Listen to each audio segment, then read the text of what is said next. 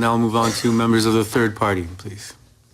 Thank you, Chair, and if it's all right with the Minister, I'd like to go back and forth for our 10 minutes. I guess it doesn't.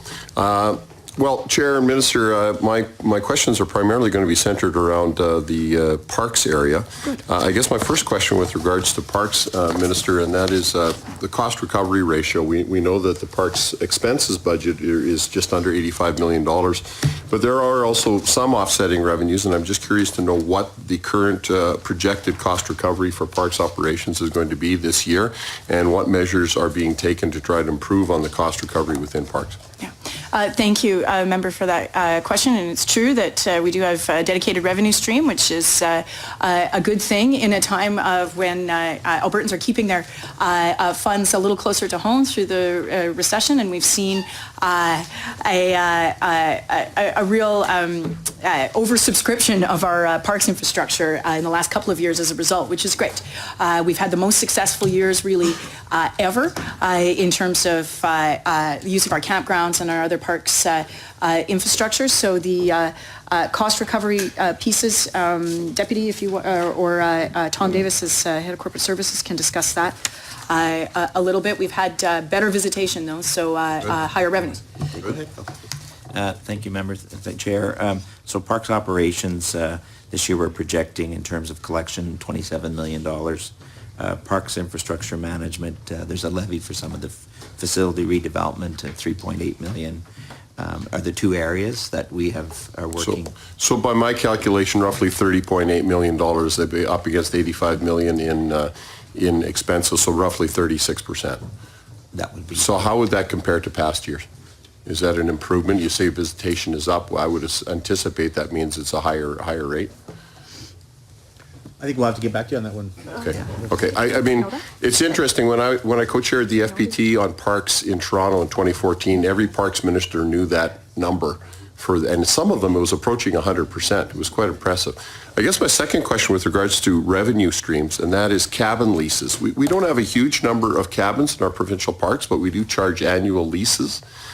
These leases are scandalously low, and I know that there has been some effort to try to get them up to a level that I think is more reflective of market, especially when you consider some of the cabins can scarcely be called cabins anymore. I'm just wondering what adjustments have been made to the cabin lease rates, because I do think, when we look at that, I think it's roughly 800 cabin lease spaces that we have in the province that, it's not a huge revenue generator, but I think of all the people in the province that don't need to be subsidized as far as leasing Crown land for their vacation properties, I would suggest that those are properties that we could probably adjust to more of a market to reflect market value.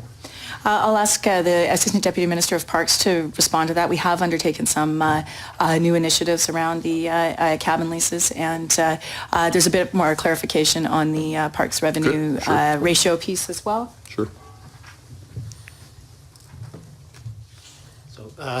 Steve Donnellan, Assistant Deputy Minister of the Parks Division. With regards to the cabin leases, so we initiated last year a review of cabin lease rates, and we are implementing over a 5-year transition an increase to the cabin lease rates that go from, as you indicated previously, a very low lease rate, in some cases as low as $400 annually, that will eventually move towards a market rate assessment over that 5-year period. So it will vary depending on the cabin. Yep. Thank you, Chair. Appreciate that, and I think that's an important initiative. I'm glad you're doing that. I'm also glad it's being phased in. I think that's important for the leaseholders.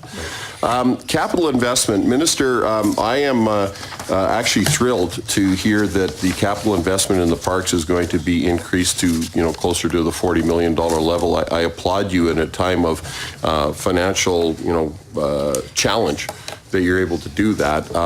But I guess what I'm a little concerned is we are investing both operationally and capital investment more into our parks. And yet when I look in the business plan on page 70, our targets for the next 3 years in terms of park visitation is a flat line at 33%. If we're investing more money in the parks, shouldn't we be expecting more visitors, or at least trying or targeting more visitors?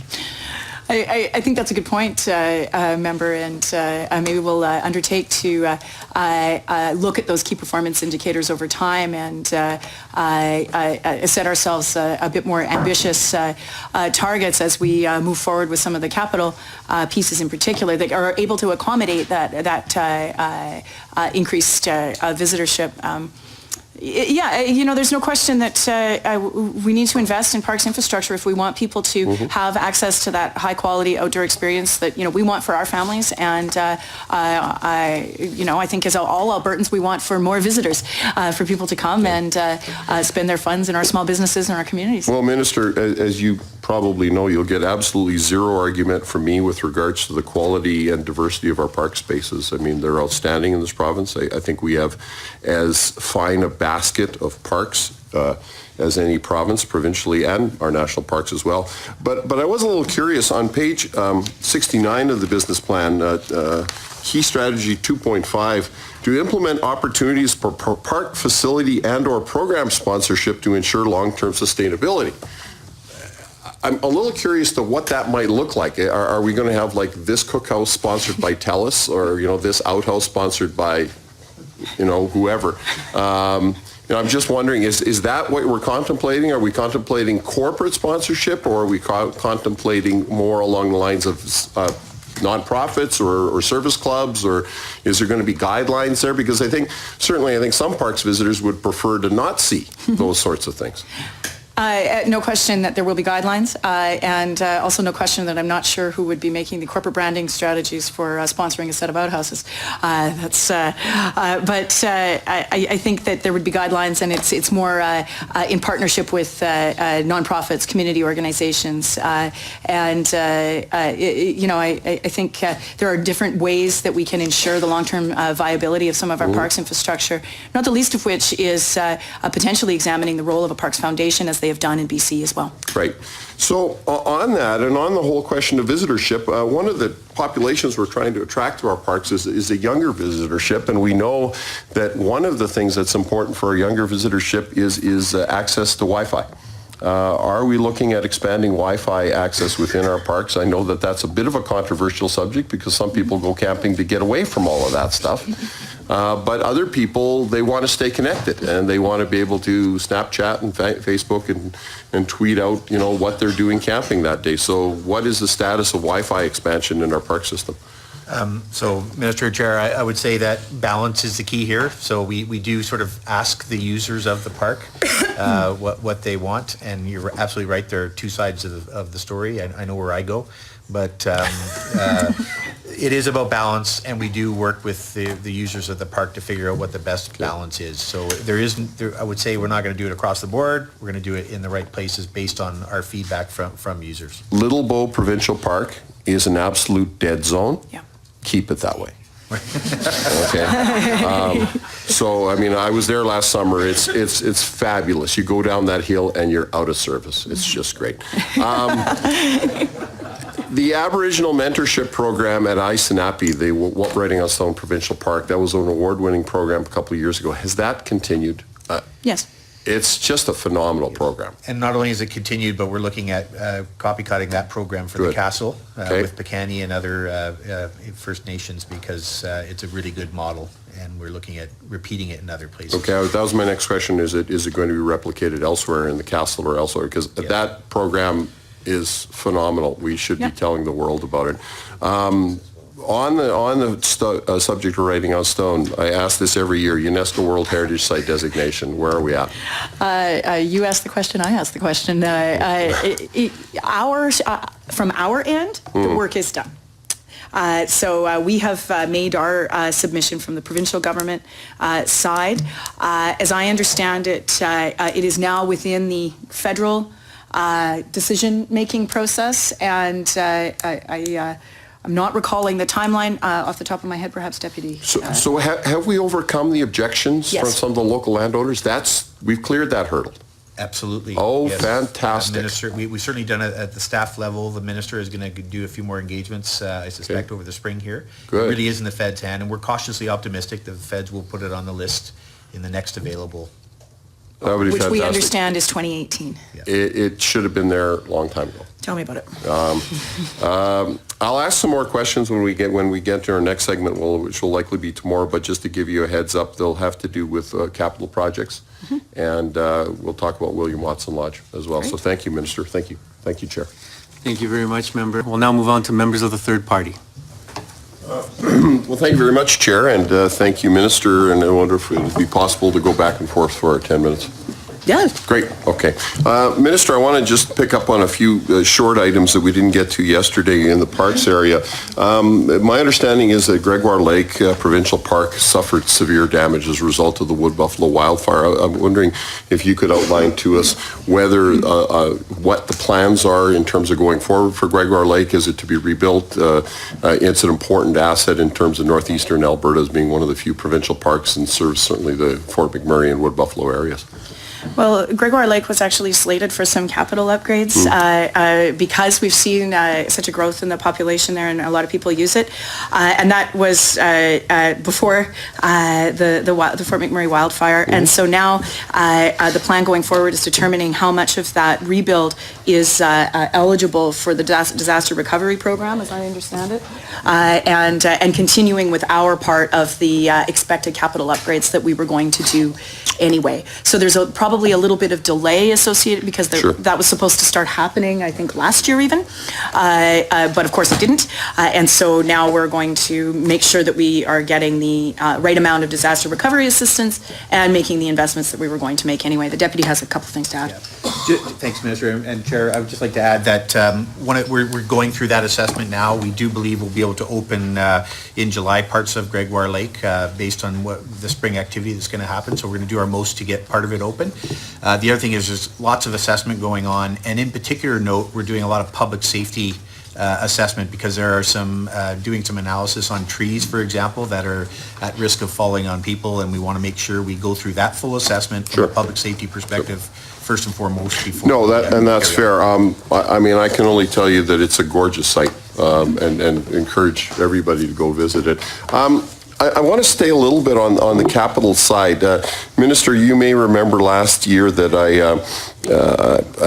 I congratulated you on your ability to have absolutely no unfunded projects or no projects on the unfunded list. This year you didn't do quite as well. There are a number of projects that didn't receive funding.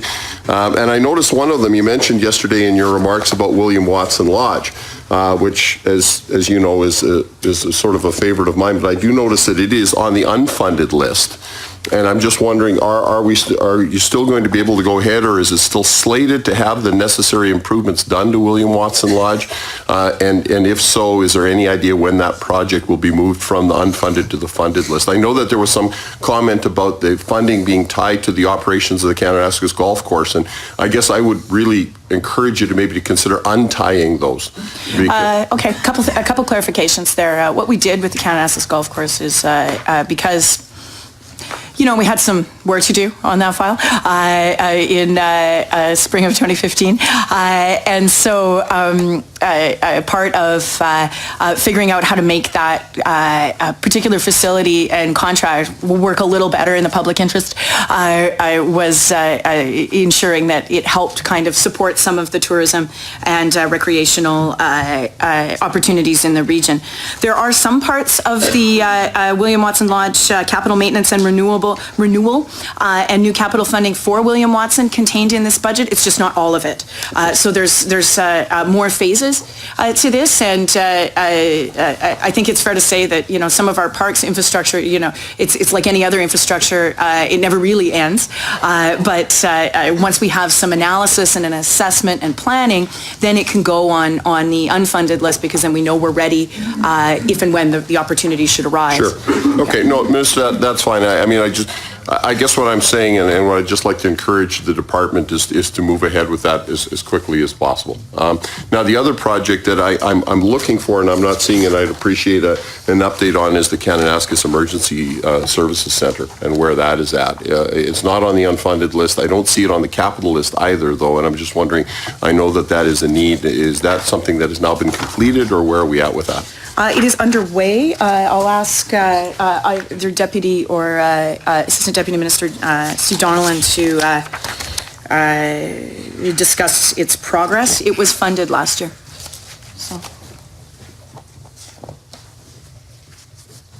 Steve Donnellan, Assistant Deputy Minister of Parks. So that project is proceeding this year, and you don't see it on our capital list because it's being funded through infrastructure. Okay. Okay, thank you. I want to shift gears in just a little bit back to the business plan and the performance measures, specifically on page 69. Key strategy in the business plan talks about tracking, and then the performance measures that are being under development talk about the tracking the success of nature-based tourism and outdoor recreation on public lands. And I mean, I think that's great as a goal and to track it, but I guess what I'm wondering about is when we were in culture and tourism estimates here a couple of weeks ago, we were told by the culture and tourism minister that they're in fact not going to be tracking the statistics for job creation, for revenues earned, or for overall impact to GDP or to taxation revenues anymore because apparently those statistics are difficult to track. So I'm wondering, how are your performance measures going to correlate with the tourism department when they, in fact, aren't going to be tracking this? Are you going to be setting up a separate tracking mechanism so that we know what the performance measure is? Or is that something that's still going to be developed in consultation with culture and tourism? Good point, Honourable Member. I think that as we move forward with establishing some of these public land use zones, we'll have a better idea of what activities are actually happening within public land use zones. I'm thinking particularly here of the ones in southwest Alberta, where we are investing in infrastructure and capital and ensuring that the right activities are in the right places. That makes it easier for us to know what's happening on public land from an economic development perspective, from an environmental management perspective, and so on. But I guess the question remains, how is it going to be measured? Culture and tourism says they're not measuring it anymore. So is that something that you're going to then undertake under environment and parks, or how are we going to determine, what the numbers are? I mean, a lot of this stuff, you talked about being scientifically driven, and I agree. In the case of tourism, it's a numbers-driven business, and if we don't know what the numbers are, how do we know if we're successful?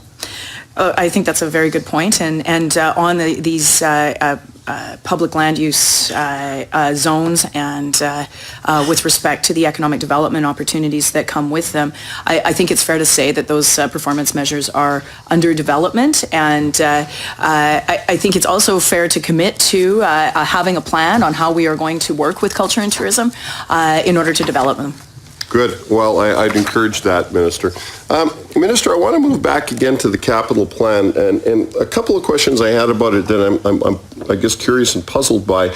I pulled out the 2016 budget, and I noticed that the capital plan details are a 5-year time frame, and yet the 2017 budget, this year's budget, is only a 4-year time frame.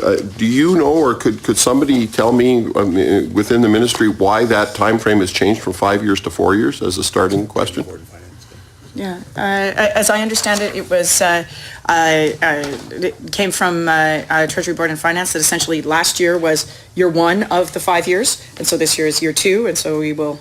So are we going to have a continually shrinking time horizon? That is a question for Treasury Board and Finance. Okay. I don't imagine so, seeing as we have budget forecasts for 3 years on the operating side.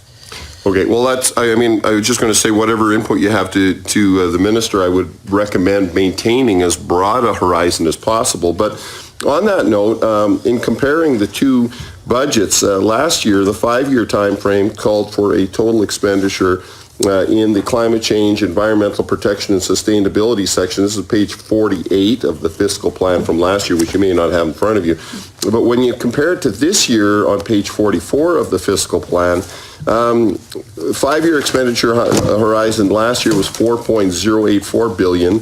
This year we're at $3.809 billion, and there's a whole long list of additional projects. But I guess the thing that concerns me the most is that the lion's share of the funds are in 2 line items. One is simply entitled Climate Leadership Plan for some $1.7 billion, and an additional $250 million on something called Climate Leadership Plan Other Projects.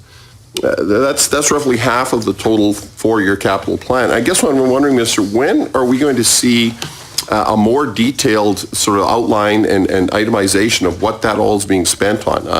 I think there's a lot of Albertans that are concerned that in just about every other case, it's very specific as to what the projects are and what years the money is going to be spent in.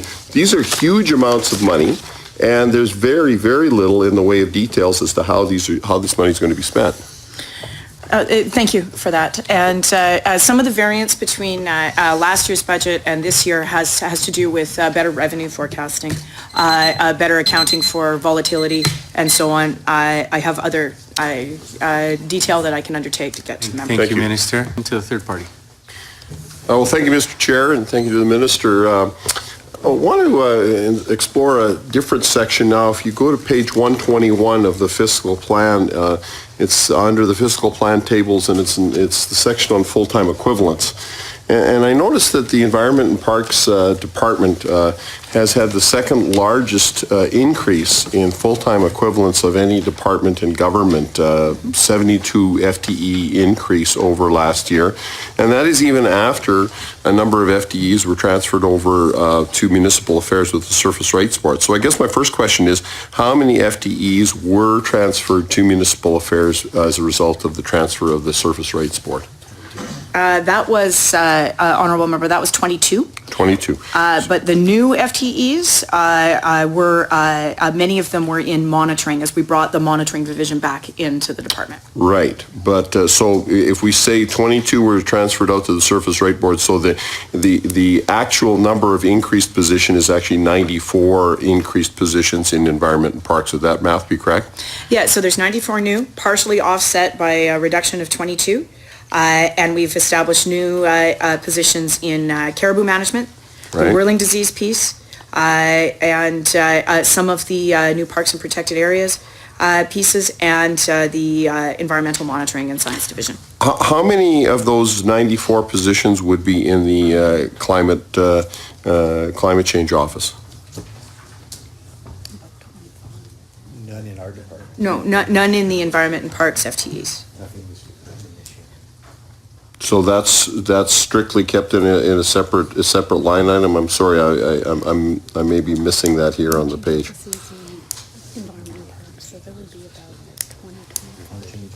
Oh, okay. No change from last year. Okay, I will ask Assistant Deputy Minister Tom Davis to provide the clarity on that, please. Thank you, Chair and Minister.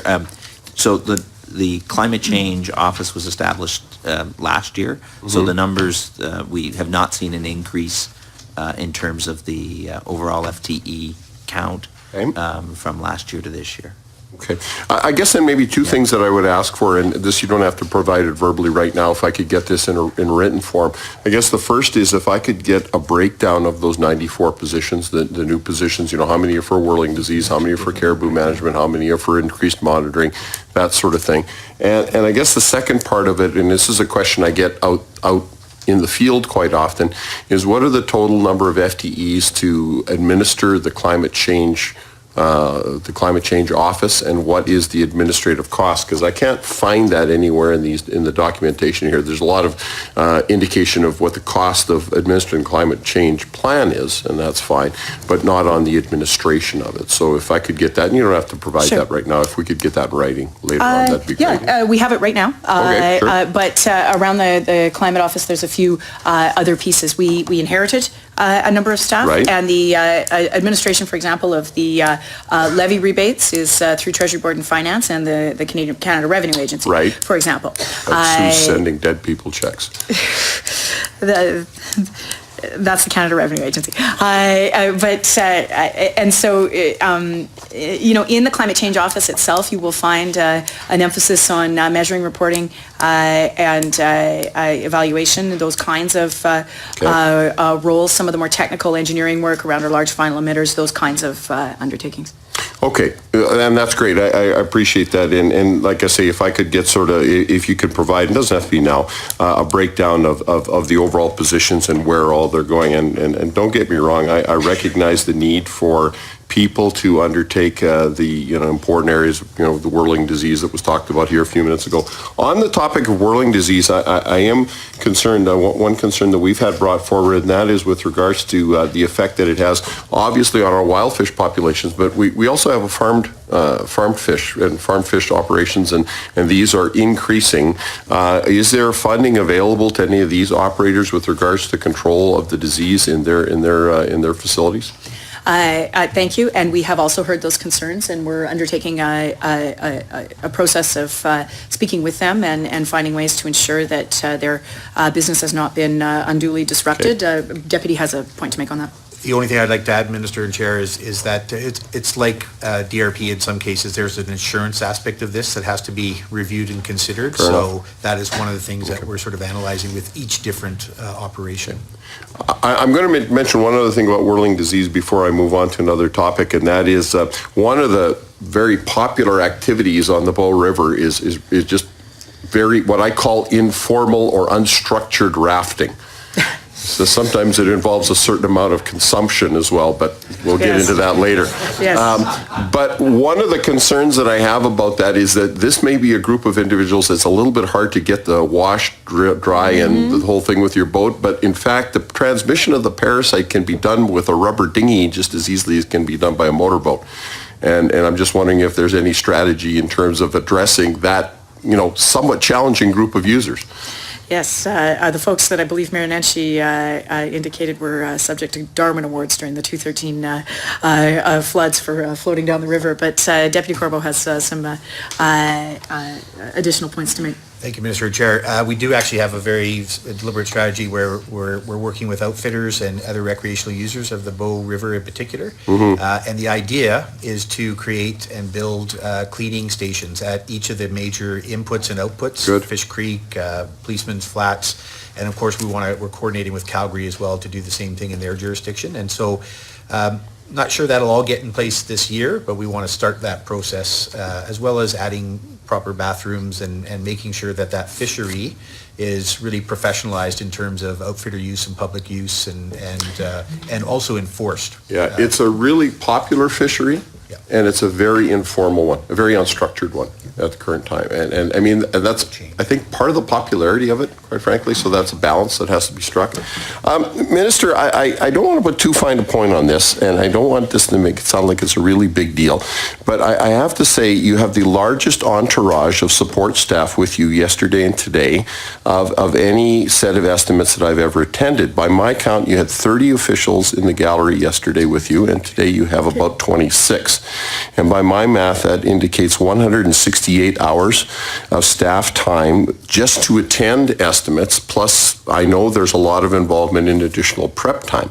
And I guess I have a concern about that. To me, that's a reflection of a significant amount of resources that are being used. And I'm not saying they're being misused, but I'm saying it is a significant amount. I guess what I would appreciate from the department is an aggregated estimate of the total amount of staff salary that is being tied up in estimates attendance as well as estimates prep time. I think I'll defer to Deputy Corbo for that. Certainly, thanks, Minister and Chair. We can endeavor to get that answer to you. It's not as much as you would think because a lot of these things are already written and really is a lot of collating in one particular division, but we can get that for you. In terms of who's in the gallery, that is absolutely my accountability, and I do it because it's for professional development and working on the succession planning of the public service. And every one of these people in the background could potentially be in this chair or my chair.